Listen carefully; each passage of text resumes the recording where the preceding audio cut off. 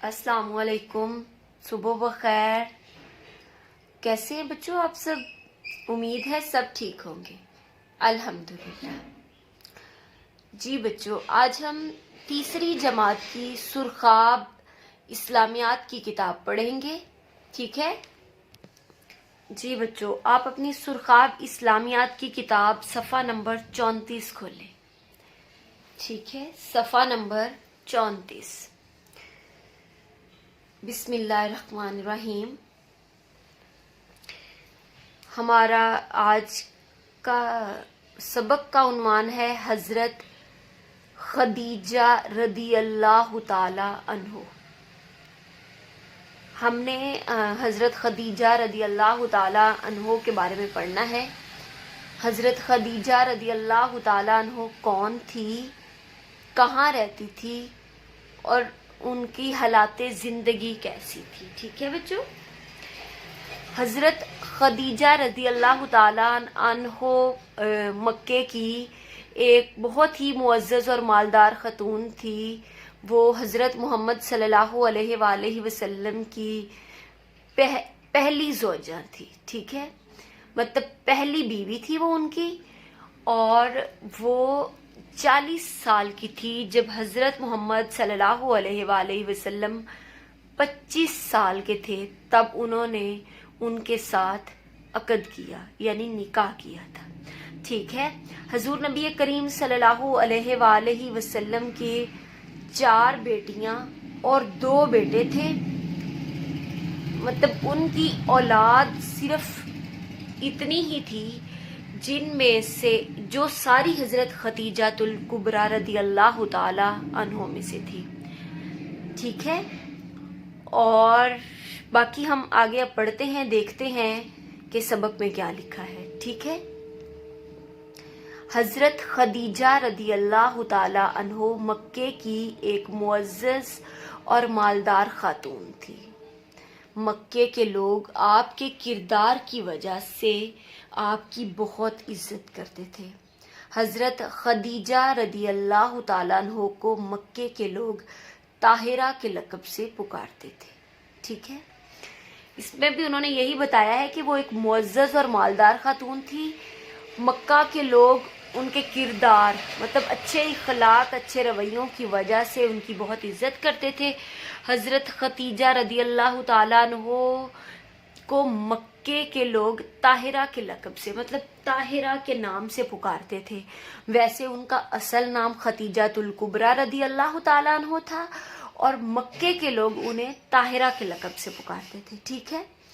हज़रत खदीजा रदी अल्लाह ताला अन्हो को हज़रत मोहम्मद सल्लल्लाहु अलैहि वसल्लम की सच्चाई, दयानतदारी और अच्छे इखलाक का इल्म हुआ, तो उन्होंने आप सल्लल्लाहु अलैहि वसल्लम को पैगाम भिजवाया कि आप सल्लल्लाहु अलैहि वसल्लम उनका माल लेकर मुल्क शाम जाएं।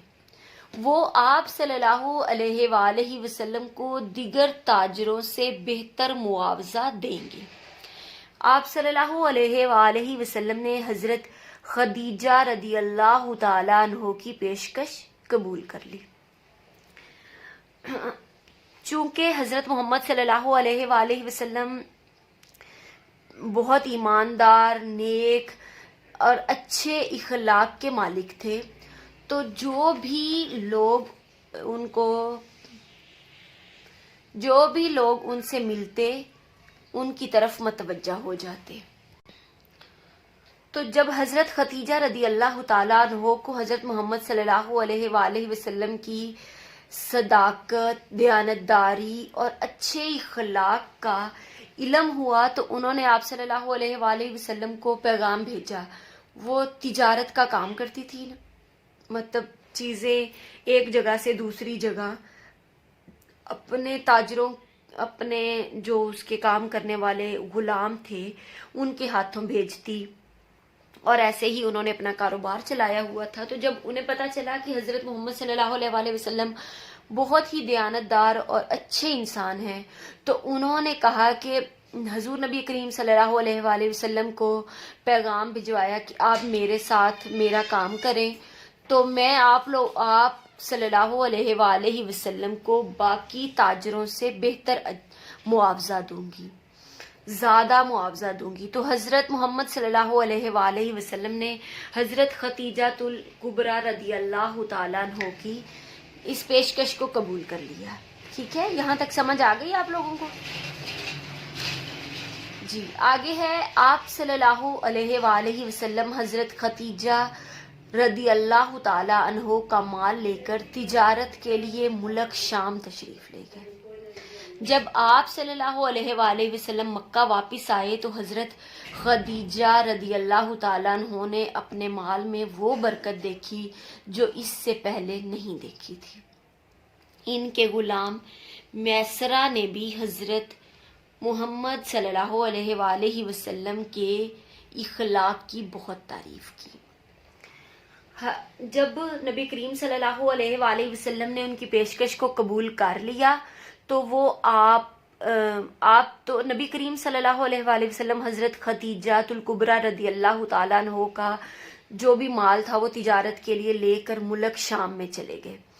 ملک شام گئے، وہاں انہوں نے جس اچھے اخلاق سے، اچھے انداز سے، ایمانت داری سے انہوں نے وہاں جو بھی ان کا مال خرید و فروخت کرنا تھا وہ انہوں نے کیا۔ تو اپنا کام ختم کرنے کے بعد جب وہ مکہ واپس آئے تو کیا حضرت خدیجہ الکبریٰ رضی اللہ تعالیٰ عنہ دیکھتی ہیں کہ ان کے مال میں وہ برکت پہلے کبھی نہ تھی جو اس دفعہ ہوئی تھی۔ وہ بہت متاثر ہوئیں ان کے اس طریقہ کار سے کہ انہوں نے ایسا کیا کہ پہلی دفعہ ان کے مال میں اس قدر برکت آئی۔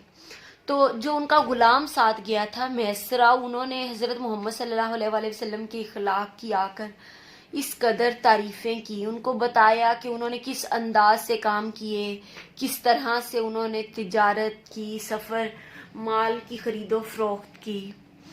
تو انہوں نے بہت حضرت خدیجہ الکبریٰ رضی اللہ تعالیٰ عنہ کو حضور نبی کریم صلی اللہ علیہ وسلم کے اخلاق کی بہت تعریفیں کی۔ ٹھیک ہے، اس سفر کے بعد حضرت خدیجہ رضی اللہ تعالیٰ عنہ نے اپنی سہیلی کے ذریعے آپ صلی اللہ علیہ وآلہ وسلم کو شادی کا پیغام بھیجا۔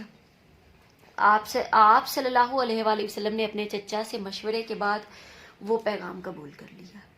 آپ صلی اللہ علیہ وآلہ وسلم کی شادی 25 سال کی عمر میں ہوئی۔ انہوں نے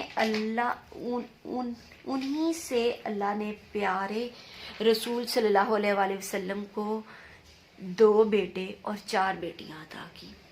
دیکھیں، جیسے ہی وہ سفر سے واپس آئے، حضرت خدیجہ رضی اللہ تعالیٰ عنہ ان کے رویوں سے، ان کے اخلاق سے بہت متاثر تھی، تو انہوں نے ارادہ کیا کہ میں حضور نبی کریم صلی اللہ علیہ وآلہ وسلم سے نکاح کر لیتی ہوں۔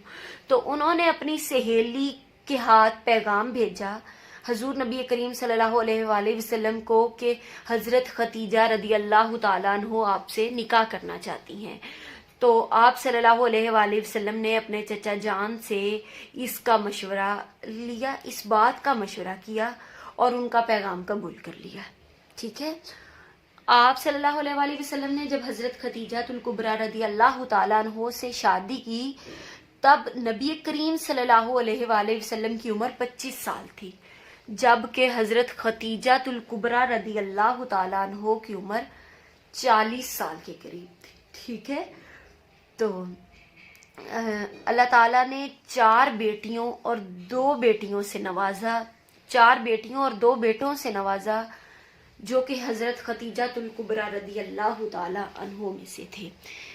نبی کریم صلی اللہ علیہ وآلہ وسلم نے زندگی میں ہر طرح کی مثال دنیا والوں کے لیے، ہمارے لیے پیدا کی۔ انہوں نے بہت ساری بیوہ عورتوں سے، بچیوں سے، بڑی عمر کی عورتوں سے نکاح کیے تاکہ لوگوں کو بتا سکے کہ زندگی کیسے گزاری جا سکتی ہے، کیسے گزارے۔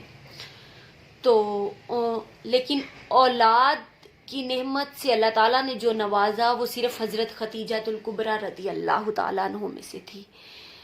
ٹھیک ہے، حضرت خدیجہ رضی اللہ تعالیٰ عنہ وہ پہلی خاتون تھی جنہوں نے اسلام قبول کیا۔ حضور نبی کریم صلی اللہ علیہ وآلہ وسلم سے متاثر ہو کر انہوں نے اسلام قبول کیا تو انہوں نے نکاح کا فیصلہ بھی کر لیا. ٹھیک ہے، تو یہ ہم نے حضرت خدیجہ الکبریٰ رضی اللہ تعالیٰ عنہ کی تھوڑی سی حالات زندگی کا جائزہ. ہم نے دیکھا کہ وہ مکہ میں تھیں تو کیسے تھی، اس کے بعد انہوں نے تجارت کی، نبی کریم صلی اللہ علیہ وآلہ وسلم کے ہاتھوں تجارت کروائی تو کیا نتیجہ ہوا، وہ کیسے متاثر ہوئی، انہوں نے کیسے نکاح کیا. تو یہ ہم نے تھوڑی سی ان کے حالات زندگی پڑھی ہے. امید ہے آپ سب لوگوں کو اس کی سمجھ آ گئی ہوگی. ٹھیک ہے، کل ایک نئے ٹاپک کے ساتھ ہم دوبارہ ملیں گے. تب تک کے لیے خدا حافظ، فی امان اللہ.